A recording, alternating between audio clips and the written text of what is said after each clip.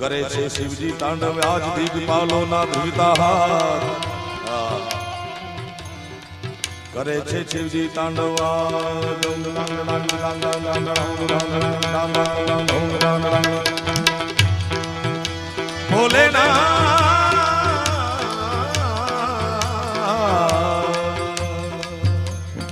શિવજીના સાનિધ્યમાં હોનો તમે પવિત્ર શ્રાવણ માસમાં એની પૂજા કરવા એની અર્ચના કરવા એની કૃપા મેળવવા આવ્યા છે।